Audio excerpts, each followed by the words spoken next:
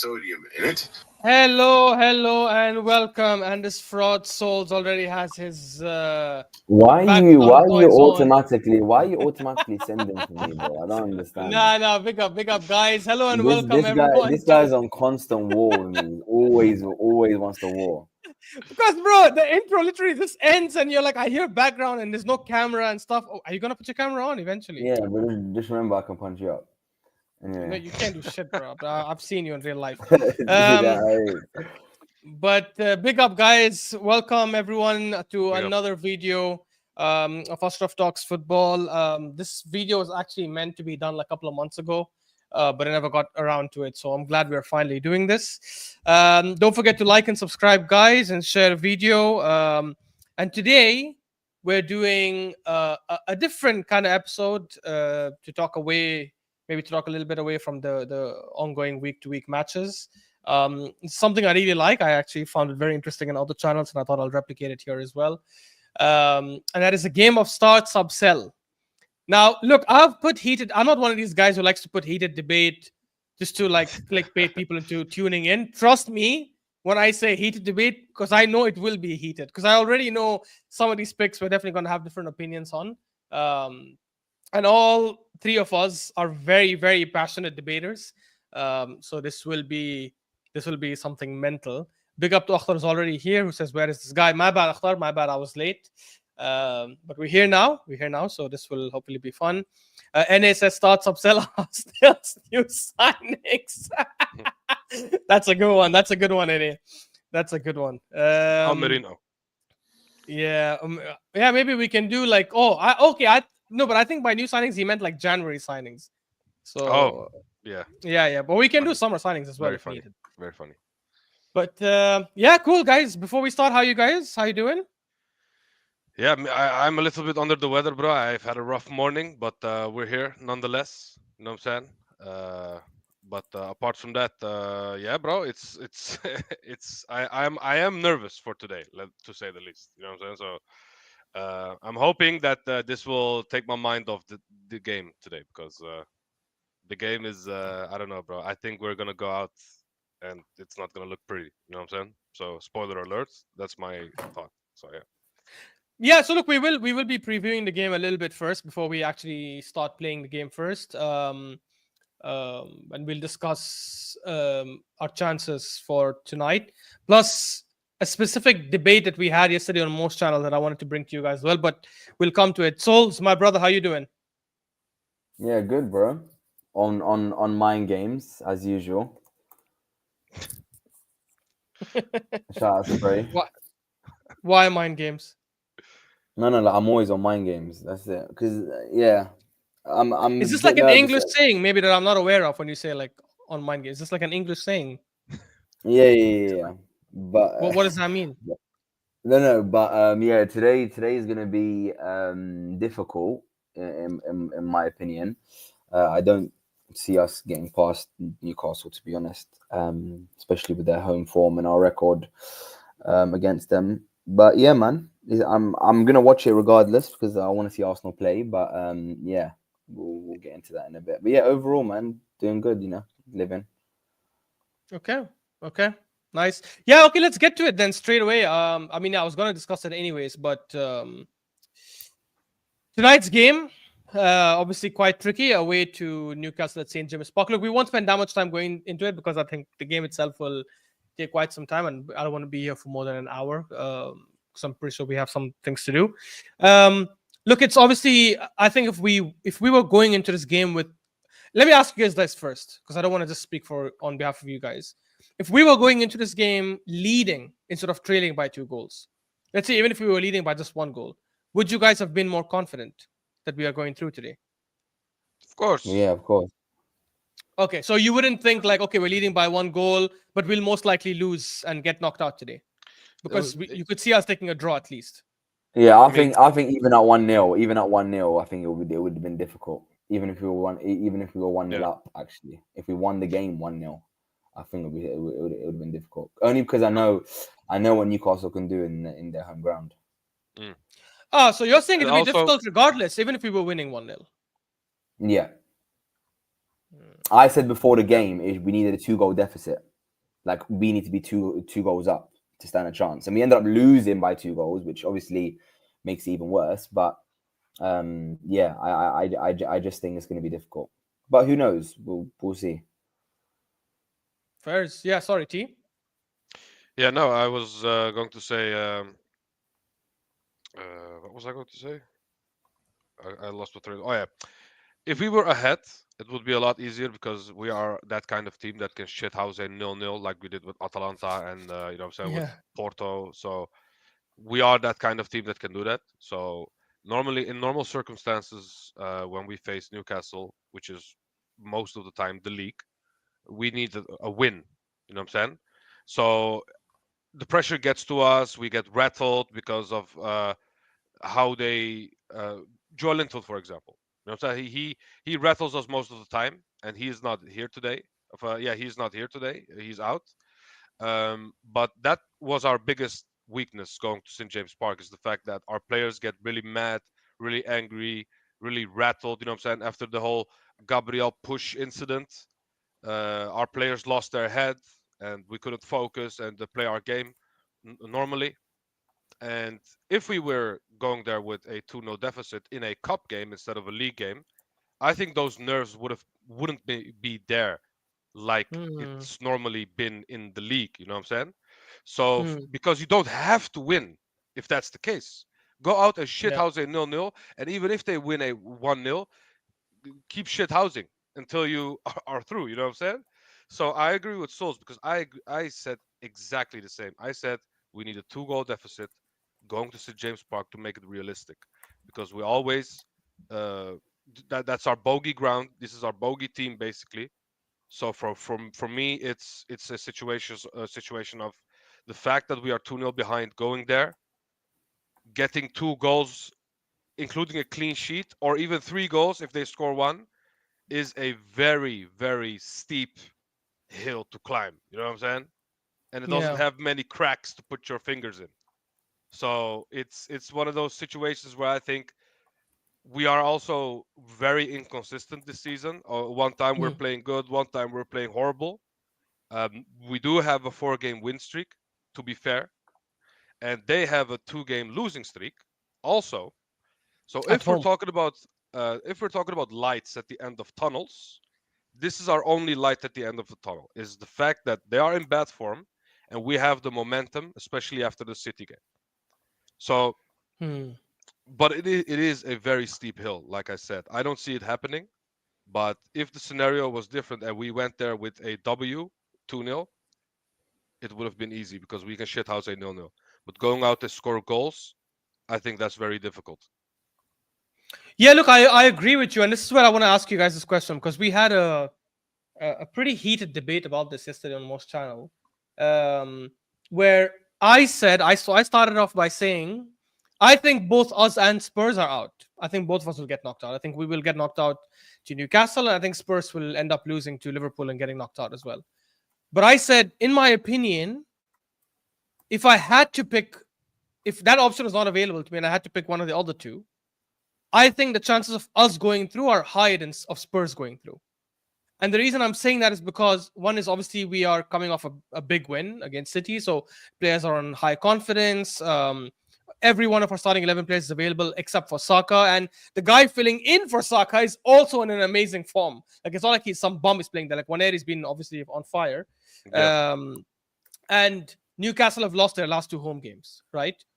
yeah, And on the other side, Spurs, I know people go crazy. They just won against Brentford, kept a clean sheet. I think that's a one off, in my opinion. I could be wrong, but I generally think that's a one off. It was their yeah, first win in 7 games. They're playing away. They're playing at Anfield against one of the best, if not the best teams in the world this season based on form.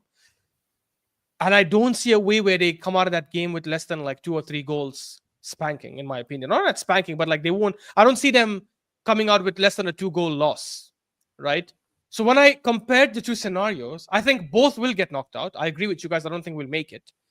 But it's not far fetched for me to say that, okay, there's a scenario like a 5-10% chance of Arsenal somehow winning 2-0, and let's say it goes to extra time or penalties, and we end up winning there, hmm versus Spurs winning at Anfield or even getting a draw. Like I don't see any reality where that happens. Do you guys agree with that, or do you think no? Actually, Spurs have a bigger chance. It's a hard one because of the fact that isn't Newcastle ahead of Spurs as well in the league? Yeah, Yeah, correct, yeah. right? Yeah, yeah. Of Everyone course, is of ahead. course. Everyone Yeah, is yeah. ahead. Everyone is Everyone is ahead ahead of of Spurs. Spurs. Yeah, yeah. You Yeah, have to yeah, count on yeah. one hand how many teams are behind Spurs. Yeah. Considering the fact that this is an Anfield also, yeah, Yeah, because Spurs, if they did that one time. They shithoused a W against Liverpool. I think it was last year, if I remember correctly. yeah, When the Luis Diaz offside happened, that wasn't offside. Um, if it would happen, it would have happened there. But in Anfield, no way in hell, bro, because Liverpool are very dominant right now, and Spurs are a very, very, very weak team. They also have a lot of injuries, like 5, 6 important injuries. So for me, I feel like look looking at the scenario and looking at how Liverpool has Spurs' number ever since that Luis Diaz incident. You know yeah. what I'm saying, bro? Wallah. It's vengeance stuff, bro. It's vengeance. It You know what I'm is. saying? They'd never let go of that, bro. It's crazy, but And they already got slapped up 6-3 this season. Like yeah, it's already happened. So and also uh, people need to stop. Well, okay, this is me saying this for the first time, but I feel like people need to stop underestimating Newcastle because mm, they're they're just getting started, bro. This new ownership that they have, you know what I'm saying? This is just the beginning. They are coming. They are gonna buy more players when the time goes on. You know what I'm saying? Newcastle already looks like a very, very good team and is here to stay as well. So I feel like, oh, it's just Newcastle. It's just, oh, you just need to beat Newcastle. I feel like those times are over, bro. I feel like Newcastle is a very, very dangerous force in this league and is also almost, I'm saying almost, on the verge of surpassing maybe Spurs in the top six. Because if they start winning trophies, you know what I'm saying? Like this Carabao Cup, for example, that would be a kickstart of something big. You know what I'm saying? probably. And I see that in their future. So they have already a world class player in Isak, you know what I'm saying? They just need to complement him with some more pieces. But the players that they have right now are not scrubs. I feel like the Yeah, only yeah. weakness that they have is their defense. Mm, And that is very good as well. But if you look at their yeah. midfield and attack, very good. So I feel Yeah, like yeah. I people feel need to like stop underestimating them, bro. yeah, no. Mm, I feel like I feel like Spurs have more of a chance, if I'm being honest, to us, because I'm not just looking at Spurs' last game and our last game against Man City. Of course, momentum the thing. We both won our last game. Spurs got a win against one of the best home teams in the league this season. We obviously slapped a very poor City side. Um, but you know, Spurs have a better record against Liverpool in terms of they've been able to get ahead of them and uh, that's put not some, true. They don't have. They have a very bad record against Liverpool. Have you no, seen and I their? mean when Sorry, in what time frame? in the last 4 or 5 years, their record is really bad against Liverpool. Oh, That it was win they probably City got. that I'm thinking of. I'm thinking of City. Sorry, I'm thinking of Yeah, yeah. Spurs' City record have a against bad City. record against Liverpool. Yeah, yeah. Against Spurs. Against, Yeah, you're yeah, right. yeah, Not against Spurs. Liverpool. Yeah, yeah. So, but what I'm saying is, obviously, we both come off wins. I feel like Liverpool have, I think Spurs have more to play for. In my opinion, they're going to go all out because they're already dusted in the league. This is their only hope. This is literally their I only mean, hope. So they they're have. going To to be go fair for to it, them, they and have the FA Cup and Europa League. No, I don't think they'll win either one. But yeah, but they're further along on this trophy. So yeah, if yeah. if they can get any trophy, they'll be this one. And I just think that um obviously, look, both are tough games to be honest. It's not even a discussion that I would even. I think we're both going to go out. That's just it. Who has more chance and this and that? For me, we're both going out. Newcastle are going through, Liverpool are going through, and then it's done. But as you said, you never know what happens in football. We could play tonight and end up scoring 2 goals and taking them to extra time, and then you never know how it looks. But Newcastle will come at us, man. Newcastle. I don't think Newcastle will be stupid enough to start their game, even though they're 2-0 up and they have played defensive games before. I don't think they're going to do that today. Where they're just going to come and sit back and Yeah. invite pressure. They're gonna try and hit us because they know our defense this season can be got at. We do. Yeah. We definitely can concede. Yeah. And also they will And score goals as well. if we concede one, it's over. Because and unless you're saying Yeah. it's 3-0, or Unless we if score they 3, concede, which probably won't yeah, happen. yeah. If they score the first goal, it's done. They score the first goal, I'm turning my TV off. Everyone should turn their TV off and go to sleep. Honestly, genuinely, it'll be a waste of your time even finishing the game if. But do you Newcastle think they score will score? Because I think they will score at least one. Yeah, I think they will score as well. Yeah, same. Yeah. I think they will score. I think we'd have to be really good defensive. Like we need to have, because even City on the weekend didn't play that well, but the moment we sat back a little bit and invited the pressure, City were able to score a goal. Do you know what I mean? So I with hope I'm Newcastle, wrong. Sorry, I hope I'm right. But I actually think they won't score. I don't think we'll go through either, by the way, just to let you guys know. I think it'll either be a 0-0 or we'll somehow scrape a 1-0 win and we'll end up going out anyways. But the only reason I'm saying it is because obviously Newcastle's last 2 home games have been defeats, which is one thing I've mentioned already. But at the same time, I think when we go with our full team like this on high confidence, I think we'll get into the game a bit. You know how people expect us to come in flying because we're 2-0 down and go press from the very beginning and stuff. I actually think it'll be the opposite. I agree we should do that, but I don't think we'll do that. I think we'll get into the game a bit cautious because we would not want to concede that goal early on because we know that goal will kill us. Because just like you guys said, if Newcastle score first, it's over. We're not coming back, right? Yeah. So I think the players and the manager know that, which is why they're going to get into the game super cautious. I actually don't think Newcastle will press us crazy either, because I think Newcastle will be like, if we sit back and hit them on the counter where they've been susceptible this season, we probably will end up scoring. They are the ones who need to come out. They're the ones who need to press. They're the ones who need to commit people forward. If they don't do that, we can sit back all day and you're not going to score against us. That's probably the mentality they're going to go with, which is why I feel because both teams will approach this cautious, it'll be like 0-0 for a very long time, and then maybe somehow we'll get in like a goal towards like late in the second half, and we'll scrape a 1-0 win, or it'll just continue being 0-0. I would be surprised if we lose this game. I'm not gonna lie, just given the confidence we're coming from and the confidence they're coming with. And Joe Linton is a problem when we play against them. Every single time we go up against their midfield, this guy is a massive problem for us to deal with. But he is their worst midfielder. I don't know about that, but I'm still iffy about Tonali. Like, I want to see him over a longer period. Bruno and Tonali are better, bro. Wallah, hey. I've watched, bro. Yeah, they're better. We don't even need to debate. We don't even need to debate that. Tonali and Bruno are way better than Joe Linton. Joe Linton's crap. I wouldn't say they're way better, but like they're better. But he's like the powerhouse. He's the powerhouse. You know what I'm saying? The guy. But that's what kills us, though, T. Yeah. That's what kills us. True. That's true. That's why I'm happy that he's out. You know what I'm saying? That's why I'm happy, because I call him their worst midfielder, but I'm not calling him bad. I get you. So, but they still have their 2 good midfielders, so it's still not a reason for us to underestimate them, is what I'm trying to say. You know what I'm saying? Yeah. Big up Aaron, who says, hi guys, hit the like button, please. Yes, guys, please hit the like button. First goal is massive, Aaron. I agree with you. If we score the first goal, I can at least see the game being quite exciting, and both our team will at least believe. I don't know about how Newcastle will react, but I know for sure our team will start believing that if we score in the first half and we're leading 1-0. Zayn says, but TKA Ange always wins something in second season. Trying to say it with a straight face. Yeah, look, I think that applies to Celtic and to the clubs he's managed in Australia. I think in England, that's a lot harder, especially when you're managing Spurs. If he was managing Liverpool or Chelsea or City, I would say, okay, maybe, yeah. But Spurs... If Mourinho gets sacked before a final and Conte cannot win anything there as well, do you really think that this guy is going to win there, bro?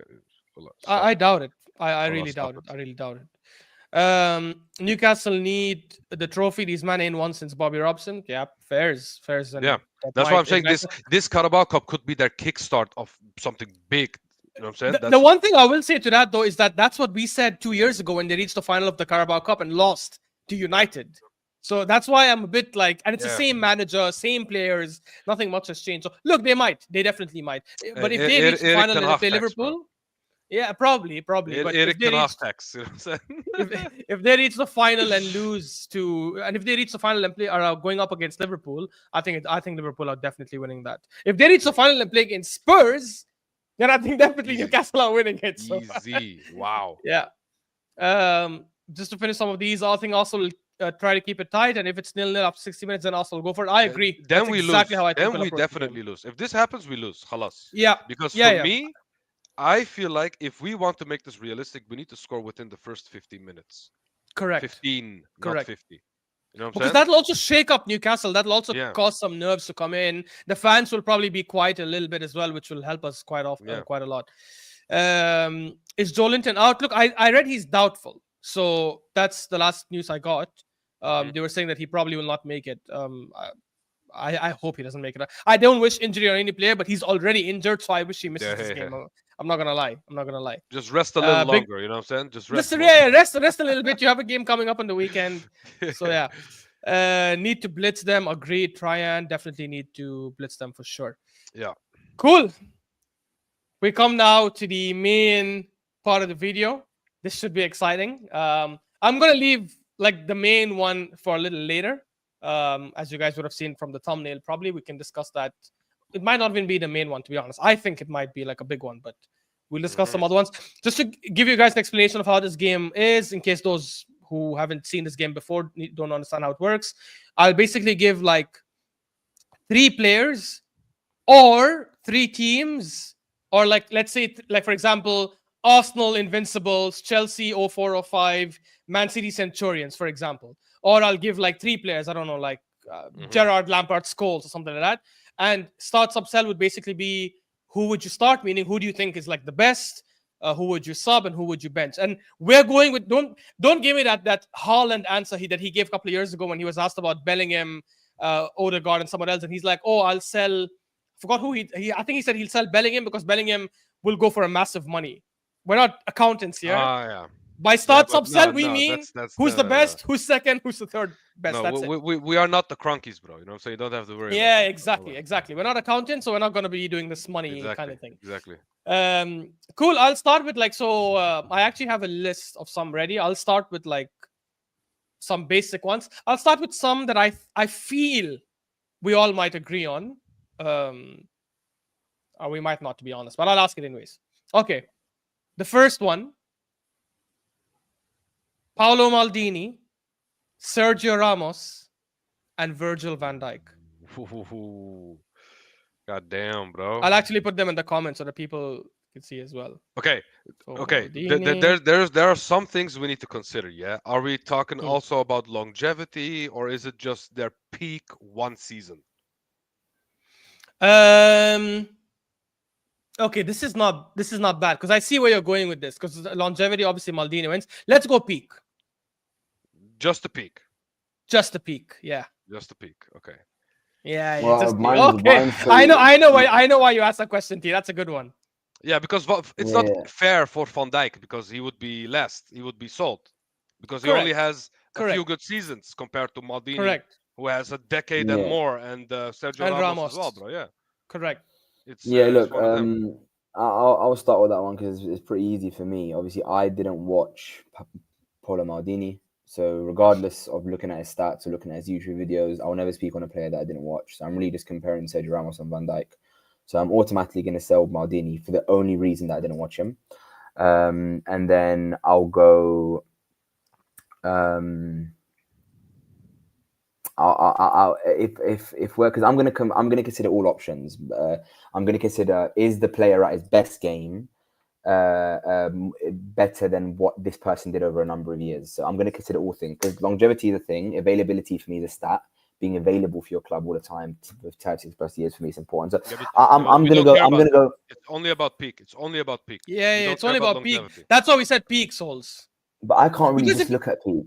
No, because if you don't look at peak, right, it's super easy. That it's easily Maldini, Ramos, Van Dijk, right? Okay, because the reality is, then if I look at just at their best game, I'm gonna go Van Dijk and then Ramos. I'm gonna go start Van Dijk and bench Ramos, only because Ramos played with better centre backs.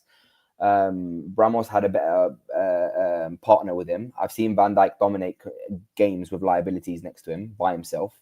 So at their best, I'm gonna go Van Dijk, but I just think we should be looking at longevity as well, because obviously Ramos. Because to be fair, Van Dijk's got a good longevity record. Van Dijk's got a decent longevity record. He's been world class for like 6 years. If we do longevity, okay, then we cannot look at players like Ronaldo Nazario. We cannot look at, you know what I'm saying, those kinds of players who had a very short period of time. Or even Ronaldinho. Adriano, for example, he had a very, very short period of time. But if we look at their peak, they surpass a lot of these longevity players. You know what I'm saying? So when you look Mm. at Van Dijk, even Aaron is saying, because Aaron is older than us, and he has seen some great Liverpool teams, and he is saying that Van Dijk is the best defender he's ever seen. So if he can say that, his statement is based on his peak, not his longevity. You know what I'm saying? So, Yeah, so look, yeah, for me, I could say Van Dijk keep as well because first of all he's Dutch. I'm biased. You know what I'm saying? But apart from that, I would most likely I would sell Ramos then. You know what I'm saying? yeah. Yeah, I Look, I mean, think I hear you guys. I'll go. I've watched Maldini, but only towards the end of his career. I haven't watched him at the very beginning. Um, Even from what I've watched, he was fantastic. If I go just by pure peak, I'd probably, again, I'm going based on what I've seen of Maldini towards the end, right? In like from, let's say, from a little after 2000, right? Um, in which case, I would probably put Van Dijk first, just based on peak. I'd put Maldini second and then Ramos third. Now, Yeah. obviously, the Maldini of the 80s and the 90s, I'm pretty sure was a phenomenal monster. But I don't want to just go based on what I've heard and the stats Yeah. and what everyone is telling me. So I don't want to. But what I've seen from Maldini in those like years after 2000, for me, is enough to say he's better. He was better than Ramos. Yeah. Like at least I have that kind of argument.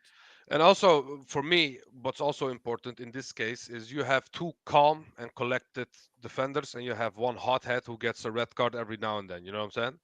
For me, that's also one of the reasons why I would pick Van Dijk and Maldini over Ramos, bro. Because Ramos can also get a red card and ruin your whole game, just like that. You know what I'm saying? So I don't know, but I don't know, bro. It's a very tough question because I like Ramos, bro. I think Ramos is one of the best defenders I've ever seen.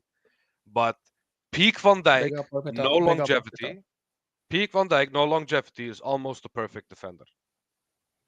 You know what I'm saying? It's not even Mm. close. It's yeah, I yeah. don't I know. just think, I just think he was, I just think he was like excellent everywhere. Could attack, could defend, good distribution, calm on the ball. Didn't really need to do much. I just think Ramos sometimes was a bit rash, a bit less disciplined on the ball. Again, offensively going forward, Van Dijk, Ramos is probably one of the best attacking playing defenders we've Yeah, for seen in our sure. Yeah, generation. He was yeah, a right But back. He was a right back originally, right? He wasn't a center yeah, back. yeah. So that's why, as a centre back, I think Van Dijk's best clears Ramos. Obviously, Ramos has got the trophies and everything else, but definitely Van Dijk as a starter, and obviously Maldini, I can't comment on. Okay. Yeah. You would So have that was our. liked Maldini, bro. Allah. You would have liked Yeah, him, yeah. bro. Look, I mean, he He's a was a very good fantastic player defender. as well. He was a left back, a center back. He could. I mean, he was just fantastic. He was very Yeah. good on the ball as well. Arpita, I think. Big up to Arpita. Arpita, I think you're confusing the games. We've already played Spurs. So big up Arpita. Thanks for the support. We've already played Is this Spurs. is Spurs this are is this playing. is this mind? No, no, no. Hold on. Is this mind games or like what's going on here? What do you mean mind games? Why do you keep saying that? What does that even mean? You This understand we're is not British, right? mind We don't games. understand what that means. We don't This is understand what that means, mind bro. games. This is mind games, bro. But yeah, Aaron with very, very interesting. He says VVD bigger than Alan Hansen. You know, the funny thing is, Aaron, like I understand why you're saying that because you've watched both. Obviously, everyone talks about Alan Hansen as like the Rolls Royce of defenders, one of the best of his time. I think multiple league winner, multiple Champions League winner. But the funny thing is, when I had a show on Sarge channel, when we went to get, like, we did the best of Liverpool versus the best of Arsenal combined 11. And he was even talking about Alan Hansen being better than Van Dijk. The funny thing is, Hassan didn't watch Alan Hansen. He was just going based on his research and the stuff he's read about him and some of the videos he's watched of him and stuff like that. So it's interesting you're saying that, given that you've watched both. But yeah, I think in terms of just peak level, I generally think Van Dijk is top 3 defenders I've ever seen in my life. Top 3 centre backs, let me say, not defenders, because for me, I look at fullbacks differently, to be honest. I think he's top 3. Like the way he's got everything you need from a defender: physicality. He's very quick. He's incredible in the air. Cannot be out muscled in any kind of scenario. Like very, very, very difficult to dribble past because he reads the game really well. On the ball, I would say he's decent. I wouldn't say he's the best defender I've seen on the ball. I've seen centre backs that are better. I actually think Saliba on the ball is better than Van Dijk, but he's still very good on the ball. There's no weakness in his game, and he's also very dangerous going forward in terms of scoring as well. Who's next? Relax. We're moving to the next one. Relax. But yeah, cool. So that was a good one. That was definitely a good one. I think the next one we'll probably be able to debate a bit better because I think Souls is it's within his age time, because we have to make sure. I didn't realize this before starting the show. I have to make sure that the players also fit like the gap from when Soul started watching football. But what is it? Is it Afalai, Al Hamdawi, and no, that's mine. No, I'm not doing meaty ones. I'm sorry. One thing you have to say, Ashraf has agendas. I'm not doing meaty anything ones. he says. Agenda. No. This one is good. This one is good. Casemiro, N'Golo Kante, and Sergio Busquets. Bro, this is easy, man. This is easy. Actually, yeah. No, sorry. I'll cancel Busquets because Busquets is very easy. I agree. He's easy to number 1. Yeah. Casemiro, N'Golo Kante, and Xabi Alonso. Okay, I feel Kante, Kante, Casemiro, Xabi Alonso. I feel you're disrespecting Xabi Alonso, bro. No, I'm not. I'm not disrespecting. Just like I'm not disrespecting Xabi Alonso. Just like I wouldn't disrespect Fabregas. Just like I wouldn't disrespect a lot of these players. But Kante is Kante. He's just done it all at every stage. Put on world class performances at every elite stage. So has Xabi Alonso.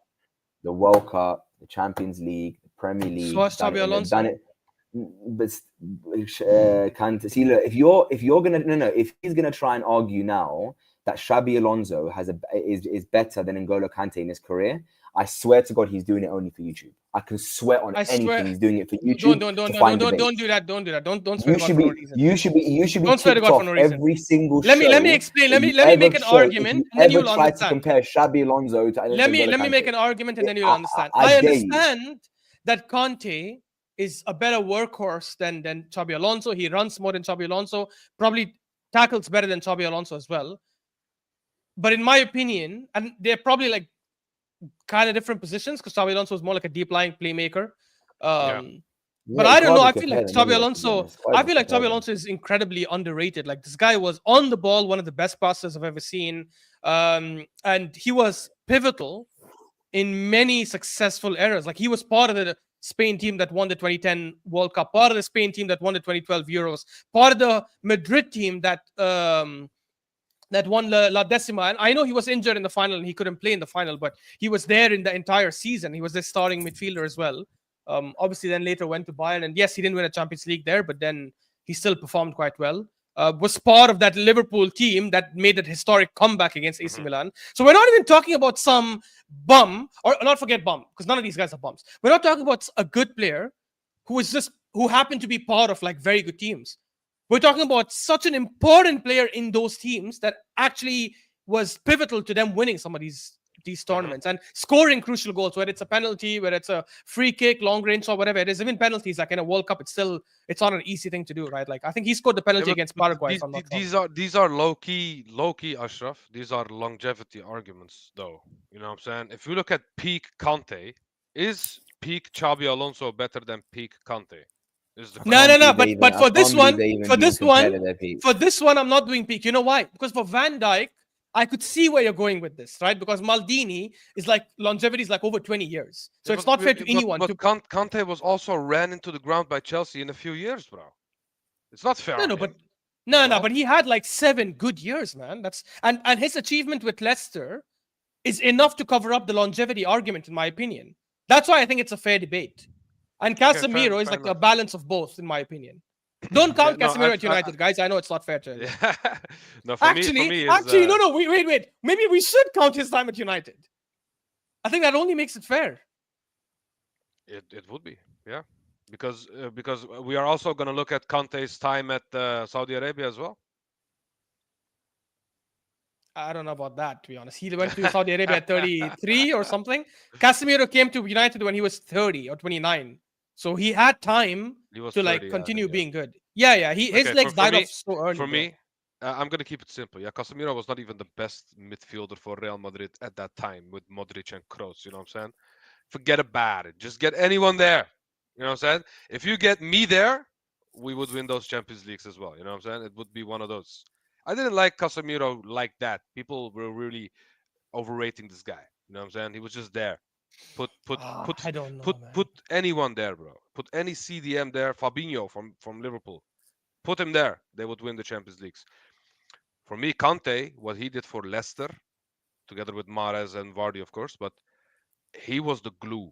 He was also the glue for when Chelsea won that Champions League with some really bad players. You know what I'm saying? So for me, I feel like what the impact that he had for his team was bigger than the impact that Casemiro had for Real Madrid as an individual. Okay? So, Mm. because let's be real, remove Kroos and Modric, they're effed. Remove Casemiro, it's not that bad. Remove Kante Depending from on who they Chelsea. have. Yeah. Yeah, but remove Kante from Chelsea. Remove Kante from Leicester. They don't win that leagues and they don't Yeah, win yeah. the They don't Champions they League. don't win. Yeah. Exactly. Even the World So Cup, they suffer like a lot yes. without So Conte the for sure. impact would be harder. And for me, I feel like Xabi Alonso is just the better footballer overall than Casemiro. What he did at Liverpool, what he did at Real Madrid, you know what I'm saying? I liked him as a player, personally. You know what I'm saying? I remember him scoring from his own half, you know what I'm saying? I remember watching that live. I was like, bro, that's insane. But Xabi Alonso, bro, for me, he was like a light version of Xavi almost. A light, you know what I'm saying? Like the Okay. Coke and the Coke Light, Coke Yeah, Zero. yeah. He is the So Coke you're Zero. so you're going with Conte, Alonso, Casemiro. Yeah. Okay. Souls, what's yours? I'm assuming yours is the same. Or are you selling Alonso? I'm selling Alonso. I think Bro, I'm start. I'm I start. think I'm that's start. mad. Like, I'm starting Kante. I'm benching Casemiro and I'm selling Alonso for the simple fact that Alonso was very good. I see the different positions. Obviously Kante is more box to box. Alonso is more deep lying, but I just think maybe obviously because Kante is box to box, he just did more in the game that I could see, which is why. But I just think World Cup final, Champions League, done it with an average Leicester side and won the league with them. Played in the hardest league in the world, won that league with Leicester. He's done it all. I just think he's one of the best CDMs. Sorry, one of the best box to box midfielders of all time. okay, fair. Look, for me, it's very, very difficult between Conte and Alonso. I'm not gonna lie. I might tip it to Conte only because, um, I think his achievements with Leicester and Chelsea, those achievements, in my opinion, he was the best midfielder. And while he wasn't necessarily the best midfielder for France when they won the World Cup, but he was pretty pivotal. Whereas when I look at Xabi Alonso, I think you can make an argument that he was never the best midfielder in those teams, even though he was fantastic and he was a pivotal part. And if I just compare Alonso and Conte, I'll use T's logic. If you take away Alonso, I don't know if they win all those things, but I think they still have a chance. If you take away Conte, I don't think they win those things at all. I don't know if they have a chance either. So I will, and let's not forget Chelsea's Champions League. That was like Conte was the best player in the team, or the best midfielder in the team, and I don't Yeah. know why Jorginho was ahead of him in the Ballon d'Or rankings. It was just criminal, but yeah. So I think I'll go with that then. So I'll go with Conte, Alonso, and look, no disrespect to Casemiro. I actually think at Madrid he was fantastic DM. The way he was intercepting, making tackles, and initiating attacks from the defense, I think was fantastic. I remember him especially in that Benzema Champions League when they won it, and how crucial he was against City, against PSG, and against Chelsea. I do think he gets disrespected quite a lot, but I agree. I don't think he's as good as a Conte or Alonso. By the way, I realize now if this had Busquets in it, like this conversation would have been done in like 2 minutes because Because I realized, what I did is I went to ChatGPT and I got ideas of like lists, and they put Busquets in there. And I realized that is such a bad idea because for me, Busquets as a DM is probably first or second. So, anyways, but then also comparing Busquets to Kante is hard because Kante is more box to box. Yeah, but you can still compare midfielders. You can still say as a midfielder who is better, and I would probably put Busquets ahead of him. Okay, I'll do. Alonso would be sold so fast, it's crazy. It would be like the Luka Doncic trades to the Lakers if you know basketball. You know what I'm saying? Because that would by really fast, Probably. Aaron, I'm gonna do this since Aaron suggested one. David Silva, Modric, or Iniesta. Honestly, Aaron, I think this is the easiest one for me. It's Iniesta, Modric, Silva. David Silva. Yeah, very easy. Yeah. Very easy. Silva, not even close. There's not even a debate on this one. Yeah, I don't think there's a debate whatsoever. Like, and I don't have any issues with David Silva. I like him, but obviously David Silva is incredible, and this is not downplaying him. Obviously, he's just up against greatness. You're up against a Ballon d'Or winner. You're up against Ballon d'Or winner, Champions League winner, World Cup winner, everything. You can't really compare David Silva. Here's a better one. By the way, David Silva is also all of those except Champions League, but yeah, he's nowhere near in terms of quality. Except the best. Except one of the best competitions in world football. No, but I'm saying World Cup, Euros. He's also scored in the Euro final as well, by the way. Bro, Modric brought Croatia to the final, bro. Yeah, it's mad. It's mad. No, Modric is definitely sub because obviously I think Iniesta is one of the greatest midfielders of all time. I think he's the greatest for me. Iniesta is number one. If not the greatest. I don't think he's the greatest, but he's one of my favorites for sure. You know, because I feel like Zidane is still clear of. Not clear. It's close. Not clear. Stop it. Not clear. We'll have. Okay. So in the next episode of when we do this, there will be an Iniesta, Zidane, and a third midfield, and I have that midfield in mind. Probably. I will discuss that later. But for me, like the tier one, the table one for me is Iniesta, Zidane. Not in order. I'm just saying the tier one is Iniesta, Zidane, Xavi, Modric, and Pirlo. That's my tier one. And then your tier two for me comes your maybe like your Vieiras, your Gerrards, your Seedorfs, Kakas, and then these other ones come in like your tier two. But we'll discuss that. Anyways, Akhtar Ali, I know one of them has a Ballon d'Or. I get it. But the only reason, in my opinion, why... Like, I don't think necessarily Modric was the best player that year. But I think he deserves the Ballon d'Or because he had a fantastic year with Madrid, a fantastic year with Croatia. I think the only reason Iniesta didn't win a Ballon d'Or before that is because he came up against a peak mental Messi. That's it. Right? Messi, Otherwise, Xavi, you know what I'm saying? Yeah, exactly. And even Messi, because Because Iniesta finished second. He didn't even finish third or fourth. He finished second that year. So I don't think it's fair to use the Ballon d'Or against. Because by that logic, if we do right now, we're not going to do it. But I'm just saying, if we were to do one between, let's say, I don't know, Neymar and Shevchenko, I would easily pick Neymar. But Shevchenko has a Ballon d'Or. So you have to look at like the context of things as well. Okay. I will do just two more, guys. Just in the interest of time. One of them is actually on these lines. So since we had David Silva, he's actually in this list. David Silva, Cesc Fabregas, and Kevin De Bruyne. Oh, okay. This De Bruyne, is more interesting. Start De Bruyne, bench. Start De Bruyne. De Bruyne is definitely start. The other two is difficult because my Arsenal bias is going to kick in. By the way, I'm talking overall. Yeah, overall. Not just Just peak. Yeah, no. Even Overall careers. Whether you do peak or overall, regardless of what, it's like when I speak about Harry Kane. Regardless of what De Bruyne has won or wins, in my opinion, De Bruyne is one of the greatest number 10s of all time, if not the greatest number 10 of all time. I don't think he is. But I think he's incredible. But I would say start De Bruyne. The other two's hard. David Silva probably edges it, but because I'm an Arsenal fan, I'll never be able to talk down on Fabregas. I'm going to go Fabregas bench because I love Fabregas. That's more of a love thing. I'll be honest. It's all about love for that one. And then sell Silva. It's hard because obviously, but yeah, De just Bruyne is incredible. to address one thing quickly in the comment, Arpita, I know you keep saying Lucas Leiva. I know you're doing that as a joke, and I even know who's telling you to say Lucas Leiva. He was a bum average midfielder. Trust me, not the kind of midfielder you want to prop. Lucas Leiva is such an average midfielder. Tired player. Lucas Leiva is tired. I'll tell you. I'll tell you guys mine, and honestly, I think big respect to David Silva. Fantastic, world-class midfielder. I think he's last in my opinion in this list. Oh my god, are you gonna go Fabregas first? I'll easily explain to you why Fabregas first. I remember what I said, guys. I said overall, not just club career. The reality is Fabregas, if you look at his performances, even in the Premier League, right? He's got one of the best assist to game ratio. I also think he's the second highest in terms of overall assist of all time in the Premier League.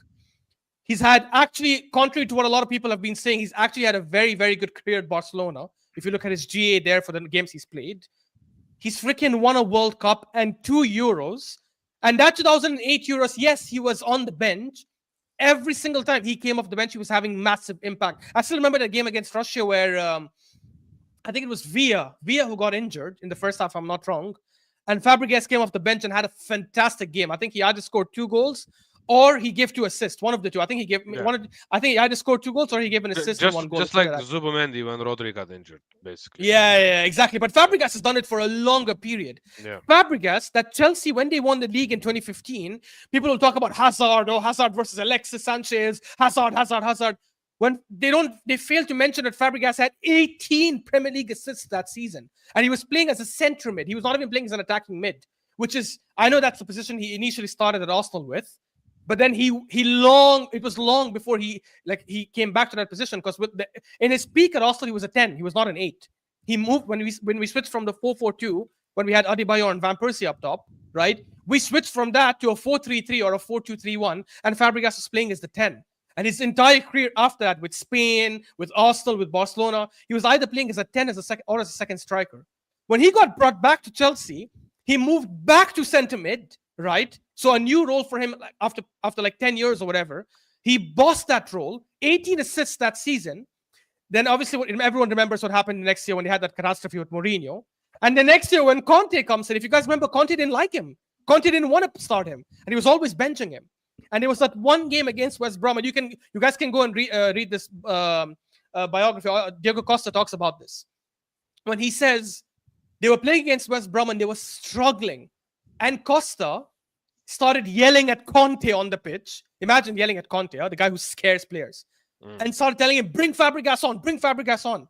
And he brought Fabregas on, and Fabregas gave the assist to Costa, and they won that game. And from then on, Fabregas kept playing more regularly, and he had 11 assists in the Premier League that season. I think he had the most assists for Chelsea that year. And they also ended up winning the league. And they were struggling before that. That was the season when we slapped them up 3-0. This guy, Fabregas, is so damn underrated. And the one quality that people praise about De Bruyne so much, and deservedly so, which is his through balls, I actually think Fabregas was better at that. Anyone who remembers peak Fabregas, the best thing about him was his through balls. His through balls was so damn accurate in terms of the weight of the pass, the direction of the pass, and the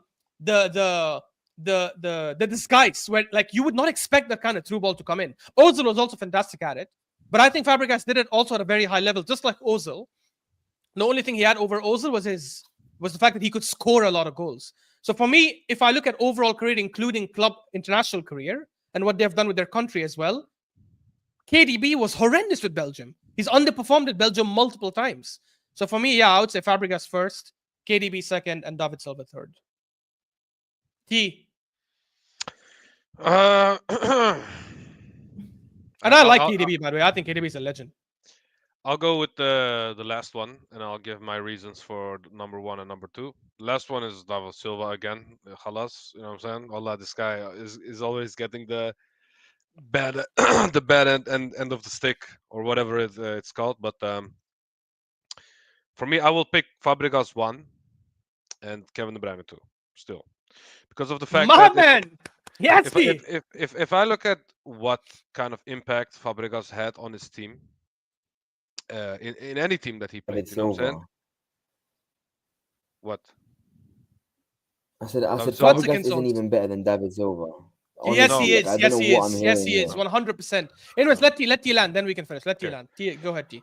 I just look at the overall picture. When I look at Fabregas at Arsenal, Barca, Chelsea, and you know what I'm saying, before his whole fall off happened at AS Monaco and he retired at a pretty young age, in my opinion. Um, I don't know. If I look at peak, I feel like Fabregas was the better player overall than Kevin De Bruyne. Kevin De Bruyne became the player that he is under Pep Guardiola when he joined Manchester City. Yes, he was playing good at Wolfsburg, you know what I'm saying? But he was sent to Wolfsburg for a reason. He was already at Chelsea, he was already at big clubs, but it didn't work. What happened? He went to Wolfsburg and then he found himself. Manchester City bought him and then he went off and had a legendary career after that, you know what I'm saying? When I look at Fabregas joining Arsenal at the age of 16, first of all, he was a part of the Invincible squad as well. People forget at a 17 years of age. You know what I'm saying? So No, I think he joined the year after that. I could be wrong. He wasn't yeah, part of the no, Invincible he team. joined. I feel like he joined in 2003. No, 2004. If I remember correctly, it was 2004 when he got promoted. 2004, 2005 was his first season with the Yeah, Arsenal first team, which was after the Invincible. I'm just gonna double check it now, he was part of but the I think. Invincibles. Oh wait, you're Let- right. 2003. Yeah, Damn. he But I don't joined in think he 2000. played. No, he didn't play with Arsenal in that season. I feel Or am like I he did, bugging? bro. Let me look. I feel like he did.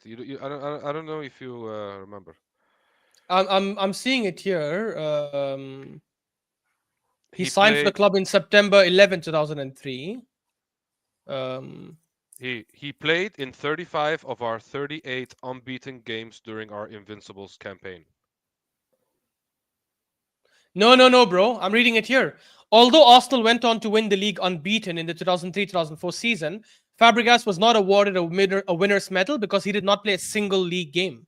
Ah, It was not until the start of 2004-2005 season goddamn. that the Spaniard started making the first team appearances. Yeah. I remember vividly he Okay. wasn't there. Then Like he I didn't play those then many I have games. my Yeah. years wrong. Then I have my years wrong. My bad. You know what Yeah, I'm it was saying? literally the next season, It was 04 literally 05, the when we next won the FA season. Yeah. Cup. Yeah, For fuck's Van sake. Persie as well. Okay, so he wasn't part of the whole Invincibles campaign. Khalas. You know what I'm saying? But I feel like he was one of the best things that happened after that, though, to our club. 100%. You know what I'm saying? So I don't know. I feel like as a player, Fabregas was just better than Kevin De Bruyne at the beginning of his career. He just ended it short, and Kevin De Bruyne is a late bloomer. So, Yeah. but what else? What do you want? What do you prefer is more of the question. Because I feel like I rather have this young, dynamic midfielder in Fabregas that just can create something out of nothing. You know what I'm saying? Yeah. I feel like I rather have that more personally. And the fact that Kevin De Bruyne had to drop to Wolfsburg to then finally found a decent form in his overall game, I feel like that is also a big reason why I would still pick Fabregas. Because if imagine Fabregas was fit and he had this long career, he would have peaked at a way younger age, and maybe he would have picked up that form still until an older age. You know what I'm saying? It's Yeah. because of injuries these things happened. It's basically like Van Basten. Van Basten, I'm saying Van Basten because of Aaron, you know what I'm saying, in the chat. Van Basten was one of the best strikers. For Aaron, he is the best striker he's ever seen. But it was cut short because of injuries. And I feel like Fabregas has suffered the Bro, same. and people Yeah, forget how crucial this guy was at 16, 17, 18 for us. yeah, The guy at 20 or 21 or 19, I can't remember, was scoring a goal against the defending champions in the Champions League, AC Milan, at the yeah, San Siro when we knocked them out. We knocked out the defending champions of the Champions League, AC Milan, and he was the best player in that game. Like, and he came up with these crazy performances and incredible levels of performances and assists and goals at the age yeah, of 18, 19, 20, with an Arsenal team at that time that had lost all their senior players that won all the trophies with them, like Henry and Vieira and Sol Campbell and Ashley Cole. All these guys were gone. All these guys were gone. He had to lead a team of Rosicky and Hleb and Flamini and Adebayor and Van Persie and all these guys who were like youngsters at the time, had no yeah. experience. That 2007-2008 season, when he won Young Player of the Year in the Premier League, do you guys remember how that season was for us? By Feb, we were 5 points ahead in the league table. It was after that Eduardo Silva broke his leg that we went and drew like 4 or 5 games in a row and dropped off and lost the league. And we only lost the league by like 4 points that season. We finished with, I think, 83. United were 87 and Chelsea were 85 or something like that. And we only lost 3 games that whole season, by the way. I think we lost Leicester United, who were eventual champions. 3 matches. And all 3 matches were away against Middlesbrough, away against Chelsea, and away against United. This guy was the reason for that because he was so damn good. He was bailing us out in games left, right, and center. Obviously, Adebayor was also banging a lot of goals, to be fair to him. But he was banging goals from Fabregas, setting him up and giving him assists. He might have had the most assists that season as well. So, yeah, man, fantastically. I don't think KDB could have done it in that kind of environment and that kind of situation at the time. But don't get me wrong, legend. And I actually think there's an argument to make for KDB being one of the greatest, if not the greatest, Premier League midfielder of all time. But if I'm looking at everything, including international career, I'm sorry, what has KDB done on an international level? He has been underwhelming when Belgium needed him. And did Fabregas need Wenger to be Fabregas? I don't think so. As well. No. I feel like Kevin De Bruyne needed Pep more than Fabregas needing That's Wenger a good argument. Well. Yeah. I feel like when you look at the overall player, the talent, the way he sets himself up as in his own game overall, not with help of anyone. I feel like Fabregas did that way better at a younger age. He was just unfortunate with injuries. It's just that simple. If he wasn't injured as much, he would have had maybe a way longer career. So, 100%. Yeah. 100%. I'll just address these 2 comments before we just go to the last one. Dom, I don't think he didn't leave because of that. That was Van Persie. Fabregas left because he always wanted to go back to his boyhood club, Barcelona, because he grew up with Messi and Piqué and all these guys playing in La Masia, right? So he always wanted to go back to that kind of to that club. He mentioned that before. And last thing, Akhtar says Cesc was lucky to play in teams where the manager built the whole team around him and his strengths and weaknesses.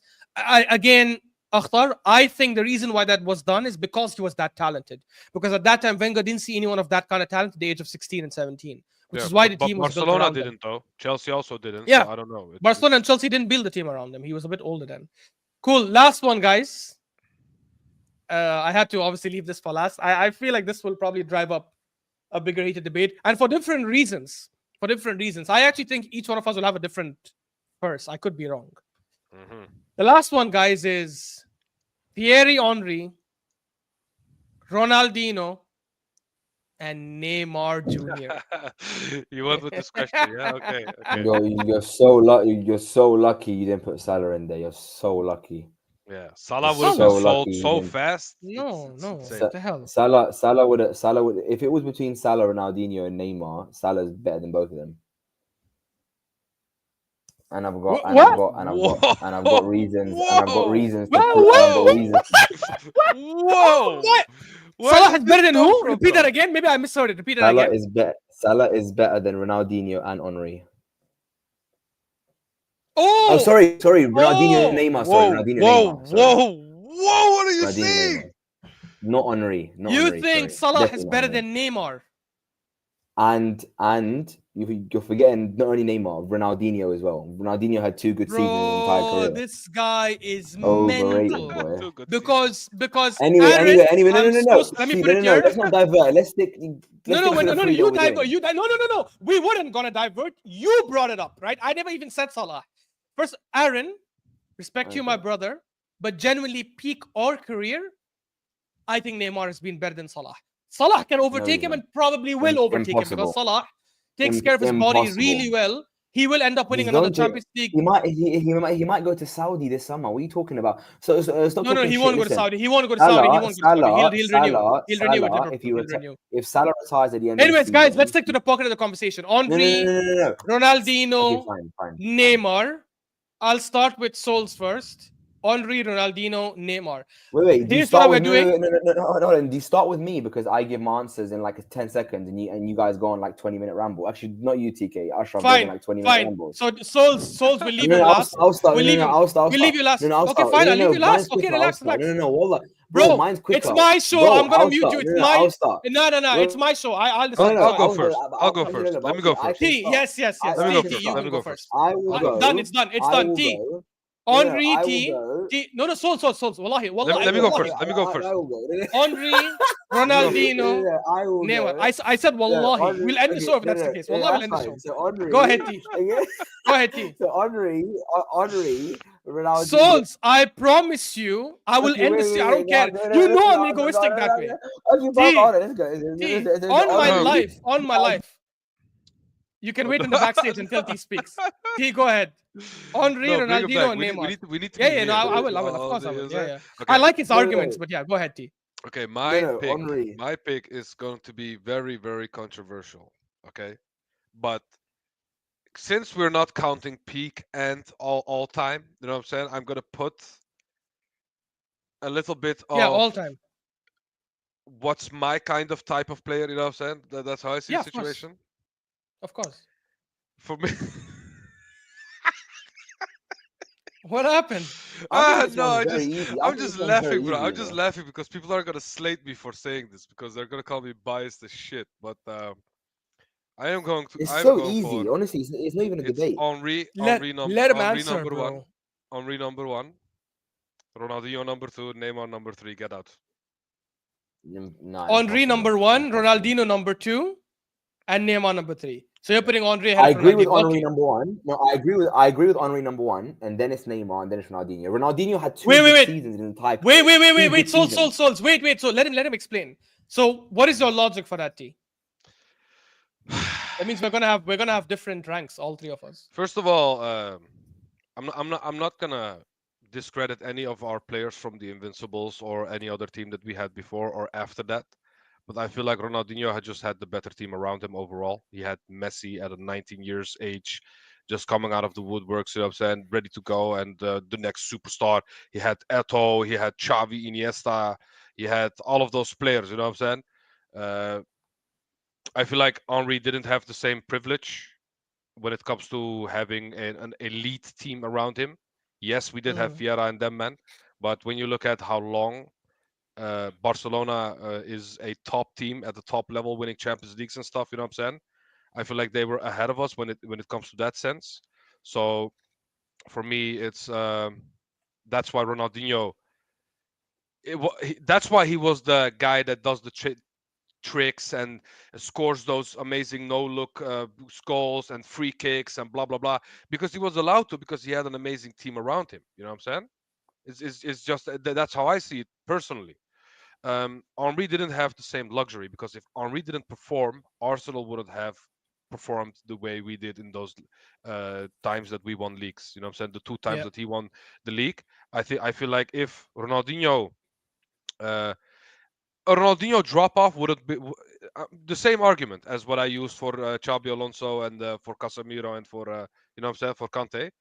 I feel like a Ronaldinho, if you remove him from a Barcelona, it wouldn't be as impactful if you remove Henri from basically from our team, or even the Barcelona team that won the Champions League with him. You know what I'm saying? Because I feel like he helped Messi a lot in that period. So for me, that's why Henri is. I feel like Henri at his peak is more impactful for a team than Ronaldinho has been. First of all, second of all, Neymar. I like Ronaldinho over Neymar. I've always been this way. I am a nostalgia merchant. I just like Ronaldinho better than Neymar overall. I don't look at achievements. I do not look at trophies. I do not look at the comeback that he made in the Champions League. You know what I'm saying? Scoring that amazing free kick from the left corner of the box. You know what I'm saying? Well, I remember those days. Neymar at Santos with the weird hair, blah, blah, blah. Trust me, I love Neymar. Okay? But I feel like Neymar is a product of Ronaldinho. So if Ronaldinho wasn't here, Neymar wouldn't have been here. I feel like. Yeah, but then you can use that argument with Maradona and Messi. Messi's a product of Maradona, but Messi's better than Maradona. But you didn't ask about Maradona, you know what I'm saying? Okay, fair. No, okay, but you are comparing the GOAT with Maradona. You know what I'm saying? Neymar is not the GOAT. He's far from. Let's be real, bro. Come on. With these other okay, I'll come to that. I'll come to it. What's my side? Okay, because he was a little bit unfortunate where he was in a time period of Ronaldo and Messi, maybe, but if he was that great, he would have surpassed them. You know come on, no, don't do that. Don't do that. That's not okay. You know what? I'll be patient. I'll be patient. Okay, Souls, that's go my ahead. I'm Yeah, homework. look, actually yeah, cute. look, I think for me, definitely Henry first. I just think incredible player, very important for Arsenal, very important for Barca. Top talent. Again, didn't have the most amazing record in finals, but just as a player, I just think he was incredible. Could do it all: score, assist, has one of the best goal per games in Premier League history. Um, Again, just holds multiple records. I just think he's incredible. Like for me, Henry's number one. Neymar, I think, is above Ronaldinho. I've always like. I just think Ronaldinho fans are the biggest nostalgia merchants I've ever seen in my life. Like when I've dug deeper to have a real look at this guy, he was like, look, as a player, if you like watching football and you want to see art, Ronaldinho created the art of football. Like obviously in his time, that kind of Brazilian flair, he was incredible, right? Obviously alongside R9 and a lot of the other Brazilians, but just Ronaldinho, when you watch him as a player, incredible. But I just think stats wise, career wise, he had two, maybe three good seasons, and apart from that, he was more That's of a not true. passenger, right? That's not. That's not true. Neymar. But my issue with Neymar is Which obviously are which are the amazing two, for three good seasons? Santos. Just so I can Won the understand your logic. Which two, three good seasons? I can no, I can get no. Let me just finish what I'm trying to say. Let me land. So Because he doesn't Neymar, the have, he issue I doesn't know have the years. That's with why. Fair. Continue. I do know the years. That's okay. But you can say I don't know the Can years, I and add a again, little I bit of don't mind context? you thinking that Can as well. let me add a little bit Neymar, of context. Look at this context, yeah. The Ballon d'Or was not the Ballon d'Or back in the day. It was something else that was bigger than that. The player of the what was it They again? were Ashraf, no, you know. no. They were separate. There was a Ballon d'Or and FIFA Yeah. Best, FIFA Player Yes. of the Year award. FIFA Yeah, best. That was basically the Ballon d'Or back in the day, yeah. When Henri had that peak season where he was robbed of that Ballon d'Or from Netvet, Ronaldinho won that he wasn't FIFA. robbed. He was robbed. Ronaldinho I'll come won to the that. FIFA Best award. You know what I'm saying? And that was basically the prestigious award back in the day. But You know he what I'm won the saying? Ballon d'Or as well. He won the Ballon d'Or as well. Yeah, and he won the Ballon d'Or as well. That's Yeah. for a reason. You yeah, know what but I'm saying? mm, If he was just a passenger, he wouldn't have won those awards, individual awards. You know what I'm saying? Not team awards. So I feel like Ronaldinho is way better than people make him out to be. That's why he's better than Neymar. yeah, no. Look, I think if I can just land, obviously, my issue with Yeah, of Neymar is course. that again, amazing for Santos as a wonder kid. Went to Barcelona, amazing for Barcelona. Obviously, won all the trophies. One of the trophies there.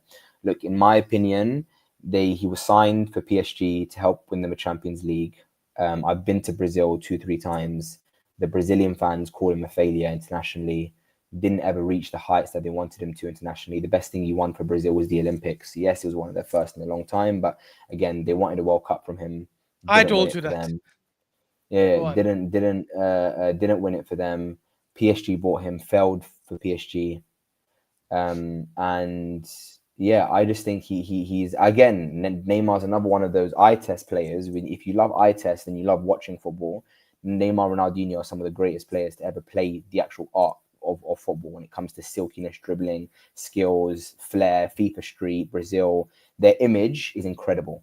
Their image is incredible. But if we're talking about efficiency, which is what I rate, and everyone can view football differently, and this is why I say Salah's better than both of these guys, because in my opinion, when it comes to efficiency and when it comes to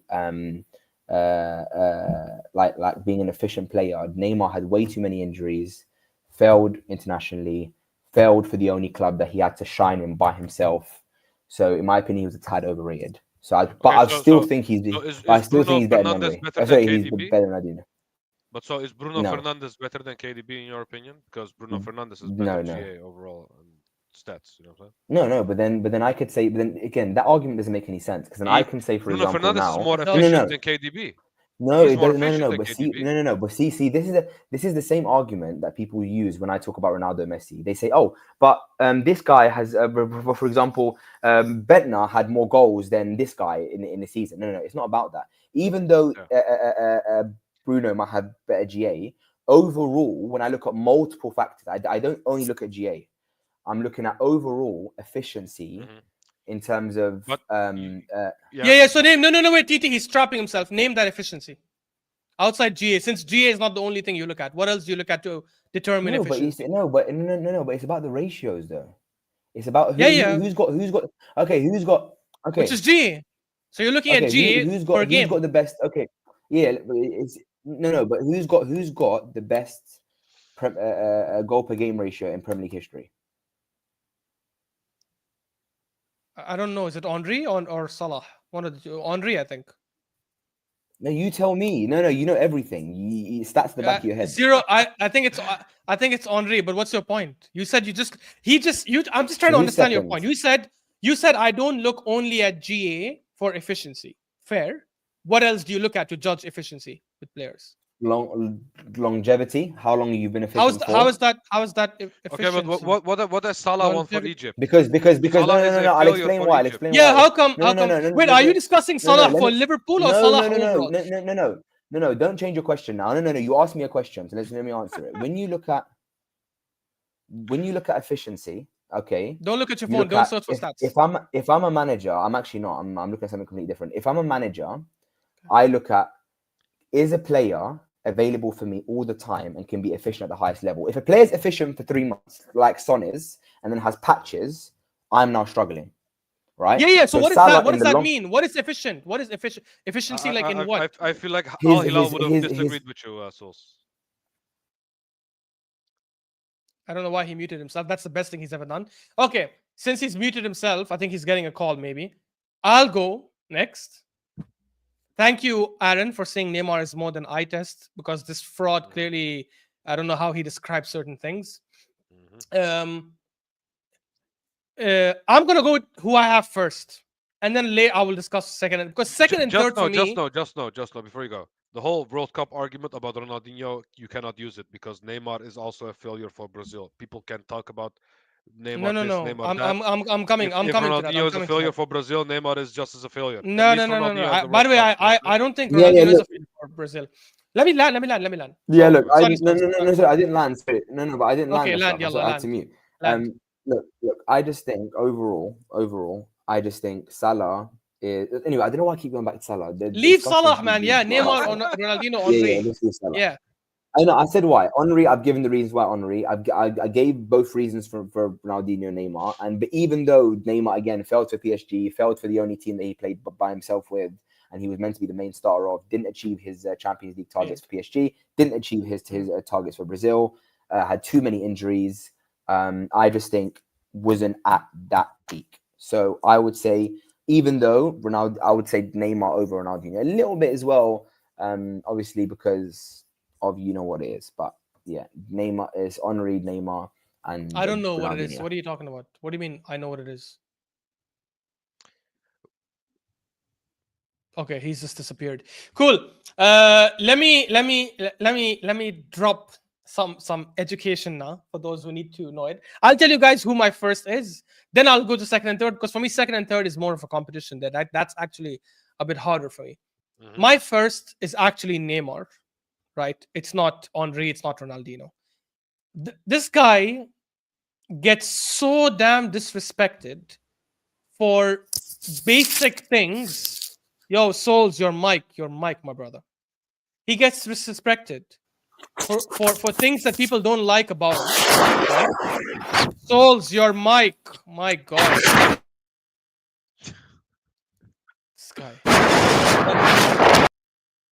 Souls, fix your mic. When your mic is fixed and your camera is on, just point to me and I'll bring you back on the stage, because your mic is going mad. In my opinion, the reason why Neymar is ahead, I think in terms of pure talent, all three are super talented. However, I think Neymar was slightly more talented, just based on like the fact that he came out so damn early at the age of like 16, 17. Souls, like, why have I been removed? Souls, your mic was all over the place. Like, it was making some crazy sound. I'm bringing you back on. Just, watch for your mic. And then maybe your camera. Hello? Yo, can you hear us? Hello? Yeah, I can hear you. Can you hear me? Yeah, but it's a bit delayed. It's a bit delayed, brother. Anyways. Wait.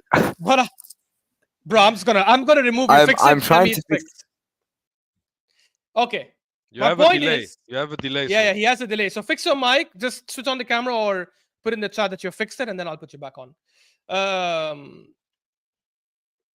No. I won't add you. I know what this guy wants to do. I won't add you until you confirm it's fixed.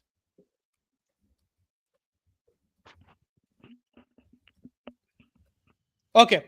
Yeah, look, for me personally, I would say Neymar is more talented than these guys, which is crazy to say given that I'm talking about Henry and Ronaldinho, who are also incredibly, incredibly talented. I think Neymar was performing at a crazy level from a young age. I think he's the first ever player to be nominated in the top 10 or to be placed in the top 10 of the Ballon d'Or outside of Europe, right? He was still at Santos at the time. This was 2011. I want to say 2011, right?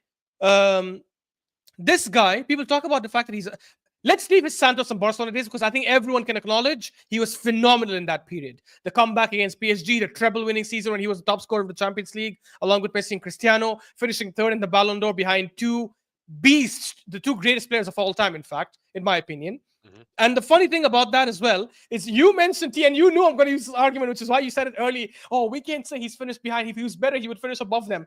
The reality is Henry and Ronaldinho would not have finished above Messi and Cristiano. So why are we holding Neymar to a different standard? He finished third behind the greatest two players that Henry and Ronaldinho also would have fallen behind, right? Yeah, but were Henry and Ronaldinho against scrubs? No. Yeah, but Neymar wasn't against Scrubs either. Neymar went up against the best two ever. If Neymar was in Henry and Ronaldinho's era, I think Neymar wins the Ballon d'Or in a couple of those years. And the thing with Neymar, let's now address the issues, right? The things that people bring up against Neymar. One, they say, his GA, he's not very efficient. Like this fraud souls try to say, GA, whatever, not good enough. I think Souls fixed that finally. He's like, efficiency, and he kept dancing around efficiency for Salah, when efficiency literally means GA contribution per game, right? And people say that he's failed at PSG, when one, if you go by efficiency, do you guys know this guy averages a goal contribution or more than a goal contribution per game for PSG? Which means if in all the games he's played for PSG, I think it was like something, let's say around 200 games, and he's got more than 200 goal contributions, something like that. And people say, but his efficiency was not good. His actual performances at PSG were fantastic. Yes, you can mention about availability and injuries, which is fair, absolutely fair. But that doesn't diminish his quality as a player. The first season he joined PSG, he finished third again. No, we're talking about overall. I'm talking about entire, because I'm mentioning PSG because that's the one people use against him the most. Okay. His first season with PSG, 2017, 2018. You saying Neymar was more talented than Ronaldinho is wild to me, bro. The creator of a lot of tricks. The reason I'll tell you why. Because by the way, and I already said it's super close because all three of these guys had phenomenal talent. They were all generational talents. The reason I'm saying Neymar was a bit more is because Neymar was more recognized at the age of 16 than Ronaldinho was at that time, right? And I said Neymar made it to a bigger stage by the age of 17, 18 than Ronaldinho did, which is why I said the talent thing kind of showed. Because Brazil had nobody. No. I'm saying even at the club level, bro. He was at Santos. He was at Santos and he finished in the top 10. He won Santos the Copa Libertadores when he scored in the finals, which is the Champions League of South America. So he wasn't even like just a passenger there. And when it comes to his PSG time, his first season with PSG, the guy finished third in the Ballon d'Or, again, behind the two greats. Actually, no, it was behind Modric and someone, I can't remember. In the that first season at PSG, he was injured in the round of 16, which is why he didn't play against Madrid in the second leg and they got knocked out. The season after, he was injured in the knockout stages. That's why he didn't play against United. When United did that crazy comeback and they ended up winning, they should have never gone through. It was another penalty. And finally, when he was actually fit to play the entire Champions League in his third season, they made it all the way to the finals. And he was their best player in that run. He destroyed Atalanta, was amazing against Leipzig. He was fantastic in the group stages, fantastic against Dortmund. I think he scored home and away, or he scored in one of the two games when they knocked Dortmund out. He was incredible in all those games and got them to the finals. Yes, I know he flopped in the finals, and that's something you can hold against him. as Souls mentioned, Henry himself has some very bad records in the finals. If it wasn't for Henry, we probably could have won the 2006 final, because even with 10 men, he missed 2 sitters that could have put us 2-0 up, and we probably would have won that Champions League final against Barcelona, because we might have parked the bus towards the last 10, 20, 30 minutes. So it's okay for us to say he was bad in the final, but that's just one thing. The other thing you can hold against him is his failure with Brazil. But the only failure I look at was the 2018 World Cup. That's the only one I look at where I say, you messed up big. You're one of the reasons they didn't win the World Cup that year. 2014, he was fantastic. He was the reason they reached semifinals. Then obviously we all know what happened, right? He got that injury and was out for the rest of the tournament. And 2022, he literally scored against Croatia, was winning 1-0, and then his team bottled it and conceded a few minutes after. And then he got knocked out on penalties. That's not on him either. And he's also the Brazil's top scorer of all time, which is a mental record to break of Pele's. And he's the first ever player to win them the freaking Olympic gold medal. Something that all their previous mental talents were not able to do. So for people to be like, But oh, they he's did just win a a World Cup, though. No, yeah, but but the World Cup. No, wait, let me. I'll just land on this. I'll just land on this. The reason he didn't win a World Cup. One sec, Souls. I'm gonna finish this. The reason he didn't win a World Cup has nothing to do with him. He didn't win a World Cup because the players around him were not good enough. People talk about Ronaldinho winning a World Cup, which yes, they won a World Cup, but that had nothing to do with Ronaldinho. The best player at that tournament were Ronaldo and Rivaldo. They were the best two. Literally ranked. And before that final, it was actually Rivaldo. But It wasn't even had Ronaldo. nothing to do with it? Nothing? Really? No. When I say nothing, I mean... Okay, now I realize Souls does it on purpose. So, yeah, the idiot.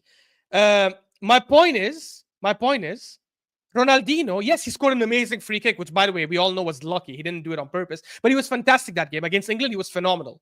But we all know the number one and number two reason they won that World Cup were Rivaldo and Ronaldo. Imagine if Neymar had a Rivaldo and Ronaldo in his team in 2014 or in 2022. He would have won those World Cups as well.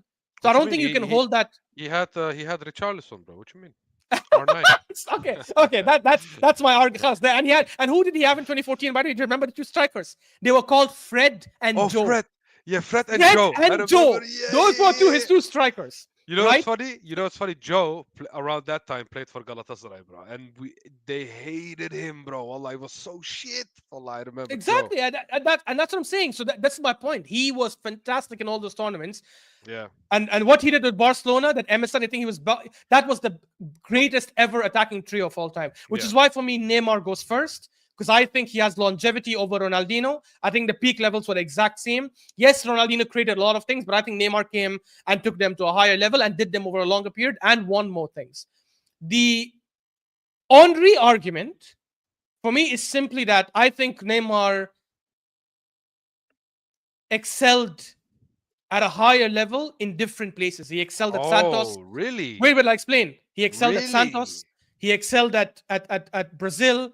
And by the way, people forget he won the Confederations Cup with Brazil, where he beat one of the best national teams of all time, Spain. Mm-hmm. He destroyed them in that final. And he excelled with... Yeah, I agreed. But again, he wasn't even the main guy at the World Cup. It was Zidane. One of the main guys. Come on. By the way, and he didn't start every game either. I remember there was a lot of games where he was on the bench. The hand of God. You know what I'm saying? The hand of God.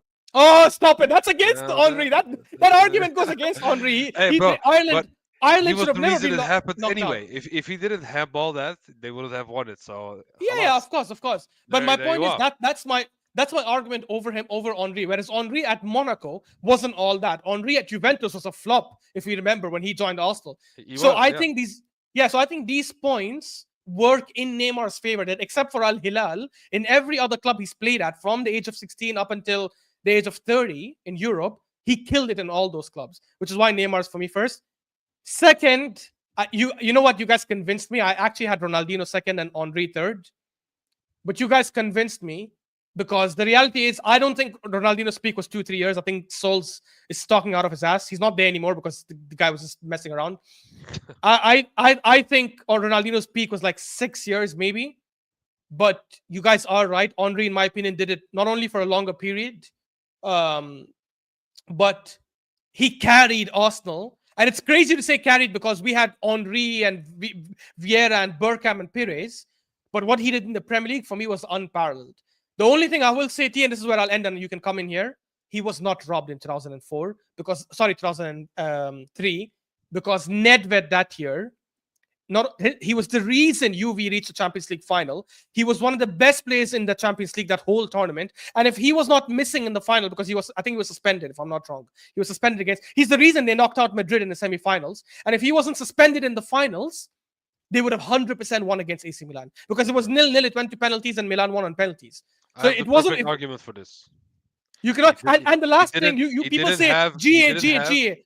He didn't have Henry was a striker. Like Henry, you know what I'm saying, bro? Nah, come on. Henry was a striker. Nedved was a midfielder. And people are comparing the assist, the GA of Henry versus Nedved. That's such an unfair comparison. But Henry had more assists as a striker than Nedved, bro. I don't know if he had more assists in 2002, 2003 than Nedved. He did, bro. He had more GA, more goals and assists than Nedved. No, he had more GA combined, but no, did he have more assists? He had more assists. If I remember correctly, I think Nedved only had like 7 or 8 assists in total. If I remember correctly, bro. Man, this is showing me Premier League. I'm trying to see overall.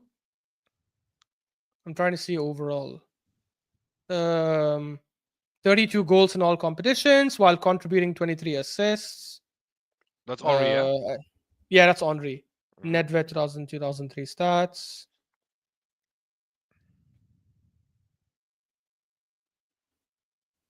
Let's see. I think I have it here. I don't think Nedved had more than 20 assists, bro. Are you crazy? Oh yeah. He had 11 assists overall. There you are. Yeah, but it's still different positions though. Bro. Nah, but it was still different positions. Honestly, I remember him that season, bro. This guy was mental. He was mental. If he made it in that final, they would have won against AC Milan and he would have won them the Champions League. No, he was wrong. I just don't think it's a fair comparison. Bro, cracking 20 assists and plus 30 goals is not normal, bro. That's not something... but he didn't... But he didn't lead us to anything major that year. We didn't win the Premier League. He didn't lead us to a Champions League. Who did we get knocked out by in the Champions League that season? Do you guys remember? I honestly don't remember. I'm not gonna lie. I don't even remember. 2003. I wasn't even an Arsenal fan. I want to forget about those times, bro. But you know who's better than Neymar and Ronaldinho combined? I don't think there's anyone, unless you say Messi. There's no one you can say. Stop it, bro. Come on, have some shame. Have some shame. You know what I'm saying? The future. No, I'm just kidding. I'm just looking at it. We lost to. Oh my God, bro. We got knocked out by Valencia, I think. Is that true? Valencia? Yeah, group stage. Is that the David Silva Valencia, or is no? This was it. It was a group stage format at the time, and we finished third. We lost. We finished third in a group that had Valencia, Ajax, Arsenal, and Roma. But wasn't that in a period where we struggled with getting a defender next to Tony Adams, and then we got Sol Campbell? Because there was a period. No, bro. Sol Campbell was part of the double in 2002. He won the double in 2001-02. Okay, because there was a period. There was a period after, you know what I'm saying, after Tony Adams was. No, that was before that. Yeah, that was before that. Aaron, the one you're referring to is the 03-04 season when we were invincible, which is why, and T might get triggered with this, which is why I think sometimes as Arsenal fans we overhype our invincible season. Yes, the achievement is amazing, but they make it seem like it's better than some other teams when we freaking lost like 5 or 6 games that season, including to Chelsea in the Champions League, by the way. So, and that to Ranieri's Chelsea, not even Mourinho's. We're talking about Chelsea. the league, bro. We're talking about the league. You know what I'm saying? It's different. Can I say one thing? And this will be like a debate for another thing. I think Chelsea's 04-05 was more impressive than Arsenal's 03-04. Is that they lost only defensive record? Is that it was the defensive record. They lost only one game all season. One game, which was a penalty to Man City. Yeah. I think Anelka scored that penalty. Yeah. 15 goals conceded, and they won the League Cup as well that season. The only reason why I wouldn't agree with that is because we were undefeated for 49 games, and we had to get robbed by fucking Man United with Fergie and his stupid shenanigans. Yeah, to drop that whole record. We would have went on with that record if we didn't get robbed by United. That's the difference, Rooney. Bro. Because Chelsea, the defensive record is impressive AF, okay? But if they didn't rob us at that United game, we would have gone maybe 55, maybe 60 games undefeated, bro. Because we were on a roll. We had to get robbed to get that record shattered, bro. That's the Yeah. difference. You know what I'm saying? So for And me, we could have won the league then if that happened, yeah, maybe. and that's not only one season, Ashraf. That's continuing in the next season. You know what I'm saying? It's Yeah. it's it's Yeah. it's for me that's more impressive than the whole Chelsea shit. But bro, it's okay. If that was that impressive, yeah, just let me give you this argument, yeah, because people and some Arsenal fans, but also rivals, okay, because Hossam is an example because he gave this at the beginning of the season. He said Arsenal have the potential to break Chelsea's record. You know what I'm saying? With this defense that they have. Okay? Maybe he set us up for failure, but a lot of Arsenal fans believed it in that as well. Yeah? It was stupid. Yeah. If that it is stupid because for me that record is really impressive, you know what I'm saying? But it can be beaten. In my opinion, it can. You know what I'm saying? It can. It's not impossible. If you shithouse your way into maybe a league title with conceding almost to no goals, it can happen. But going 49 games undefeated in this day of age is impossible. Okay, because Can I prove to you that that's if wrong? that was possible, people would have said, "Oh, Manchester City is going invincible this season." No season that they said, "Oh, Manchester City is going invincible this season." They are so impressive, they're going invincible. They did not Can, do that with Liverpool. They did not do that with Man United. With I Arsenal, can debunk we that did it. real quick, T. I can debunk that real quick. The reason I can debunk that is because more teams have come closer to going invincible versus going closer to breaking the Chelsea 15 record. The next season after we did the invincible, as I said, Chelsea won the league with 95 points. They only lost one game. In 2018, 2019, Liverpool, when they did 97 points, only lost one game that whole season. And Mhm. that game was the Leroy Sané, the 2-1 against City at But the Etihad. what's the second least? What's the second least? I need to know this. I don't know this because the Chelsea was 16 goals. How much was it? 16, 17 15, goals? 15 15 goals. goals. What was the second least? I'm gonna check right now. Actually, I don't even know, but I think it was more than 20. I think it was more than 20. Um, best ever defensive. Let's see. I'm pretty sure it was more than 20. Oh, actually, no. There was one team that's less than 20 as well, and everyone else is 22 and above. So Chelsea 04-05 is 15. Arsenal 98-99, which is funny because we didn't even win the damn league that season. It was a treble Yeah, of United. Was 17 goals. there And you are. then Two after goals. no, but that was 89, 98, 99. Since then, every other Mhm, team has been more than 20. So the third team is United 22 goals. Fourth also 22 goals. Fifth also 22 goals. mhm. And then obviously we keep on going. 15 is mental, I'm telling you, bro, because It is mental, but as you can see, it is possible. Going yeah, but invincible in invincible is this also day of possible. age, yeah, but going invincible in this day Leverkusen of did an age is invincible. okay. But bro, come on, you know what I'm saying? Huh? What? Let's okay.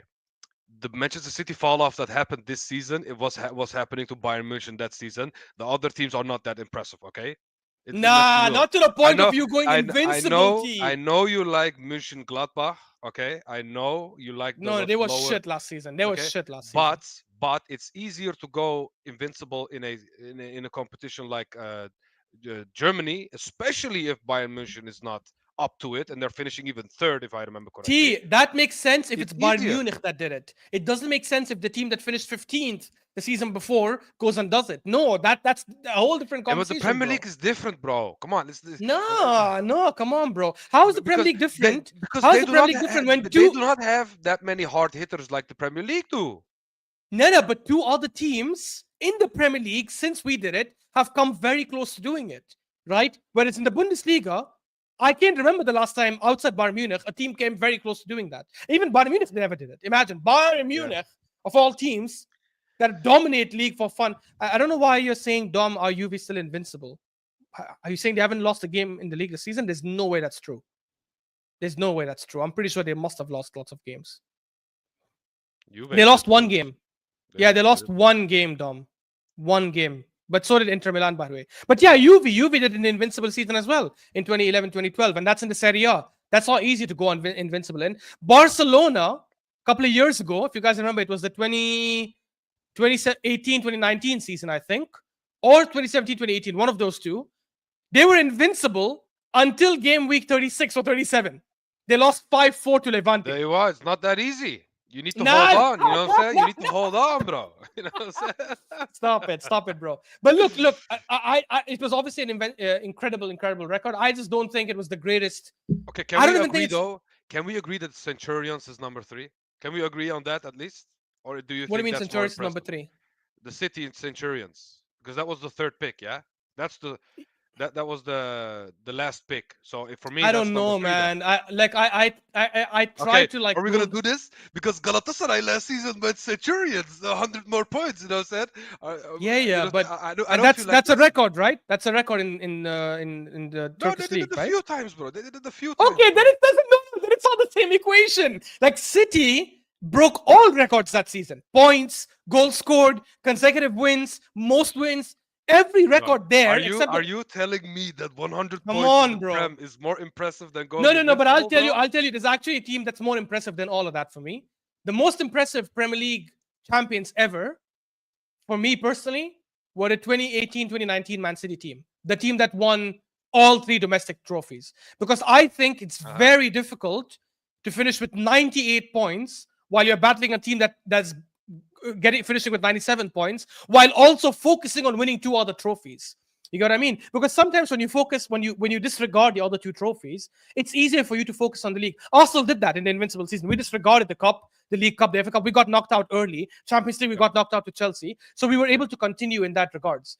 Mhm. To go and win all domestic trophies with 98 points, yeah, that for me is the best ever Premier League champion team. Okay, so are you telling me that the Centurions was better than the Invincibles? So your pick is Chelsea first, City second, and the Now, Invincibles third. pause, T, because I love this suggestion by Aaron.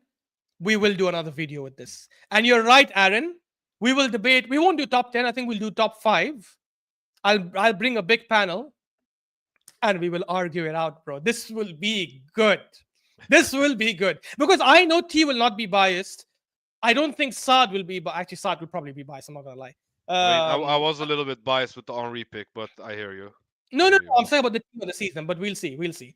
Yeah, Anyways, yeah, guys, thank you guys so much for tuning in. This was a fun, exciting show. We had to kick out Souls early because he didn't like his opinion being shut down. By the way, you guys know something about this fraud. Souls says that Saka is better than Salah right now, and yet he'll make an argument that Salah is greater than Neymar and greater than That's Henri funny. and all. Do So you guys Saka see is the better than brain dead? Neymar. Yeah, do you guys see the brain? So Saka is better than Neymar. You see the Yeah. brain dead arguments that Souls makes. That's why sometimes I don't take him seriously. Like, but anyways, like it is what it is. Yeah, exactly, Dom. It is. He's mental. But yeah, look, guys, thank you guys so much for tuning in. Don't forget to like and subscribe. And I will try to do this a lot more regularly because I think it is a lot of fun. And we'll prepare some heated ones. Iniesta and Modric are lucky that you didn't pick this guy as the 3rd pick. You know what I'm saying? Because my pick would have Bro, been get out of here. so fast, Nah, bro. You know what I'm saying? nah.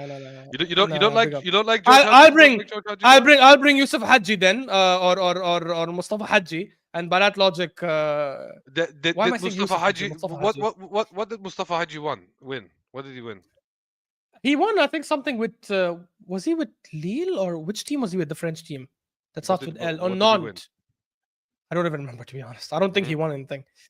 I Okay, don't think he he won didn't win anything. I'm anything. not Yeah. gonna lie. George Yeah, Haji was the guy, was the catalyst, was the anchor of the first Muslim country winning a European trophy, not once but twice, bro. Because the second one was against Real Madrid. Yeah, I know it's against Arsenal, so it hurts my heart. Wallah, it hurts my heart. But the second one is against Real Madrid, and that's even more satisfying because it's the last team that beat Real Madrid in a final, bro. Yeah, but by that logic, Mahrez is one of the greatest players of all time because he was the catalyst of Leicester City doing the mental, unbelievable, and that for me is the most remarkable achievement. Not the greatest Premier League champions, but Winning the league with Leicester.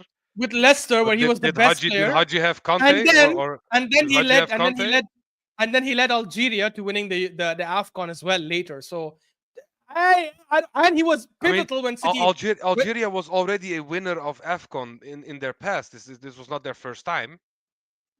No. But they Was this haven't their won first it. ever AFCON? Was this their first ever AFCON? Because you know what would be more I don't impressive, know actually. Ashraf? You know what would be Mm. more impressive if Algeria went out there. Imagine they were in the Europe, yeah, and they go out and win the Euros. That would be more impressive because that's what Haji did for Gala. You know what I'm saying? Let me see. I am curious to see if Algeria ever won it. Actually, that's a very, very good point. Um, Egypt, blah blah blah blah blah Because blah. I'm that's trying like to see saying Algeria. imagine Oh yeah, imagine Algeria won it once in 1990. yeah, but so that's basically saying, oh, imagine Mo Salah winning the AFCON for Egypt. That's like saying, oh, that's amazing achievement. No, because Egypt are known for winning AFCONs, bro. It's not like it's No, something no, no. new. It's still an amazing When achievement if he leads when them there. okay, but for me, it's really Okay, impressive that a okay. Wait, Turkish wait. club But that's won a logic. European trophy, bro. European trophy. But that logic, if Saka comes back in March and starts killing it for us, and we go on to win the Premier League, would that not be such an impressive, incredible season? That Would you would not say be. Saka deserves? But Okay, you don't exactly. but you don't Even though understand we won Premier Leagues understand before. the equivalent, bro. That's like basically Anderlecht beating Real Madrid at the final, bro. You know what I'm saying? Galatasaray globally is huge. Okay, it's a big club, but when it comes to income, when it comes to league ratings, because Turkey is very low in the league You ratings. You know what fraud. I'm saying? Why didn't you apply the same logic to Leverkusen then, who have never won a league title? And then this guy comes and wins them Okay, invincible but in his first that is season. still a Bundesliga side. Okay, No, okay. So stop it, bro. It's you're telling me okay. Leverkusen We have was to wrap shit up back actually. in the day with Kiesling and them men. You know what I'm saying? They were not No, no, bad, no, no, bro. no, no, no. But they were They had not good enough to win the league. Schneider. You know what I'm saying?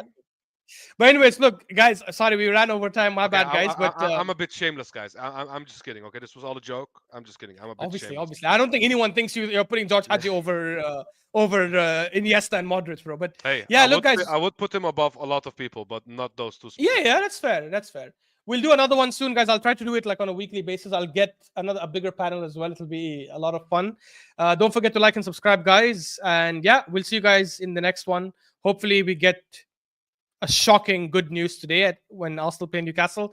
I wouldn't count on it, to be honest. But if that does happen, I'm going when I go next on most channel, they're not gonna hear the end of it. But yeah. Anyways, guys, big up. Peace. Peace.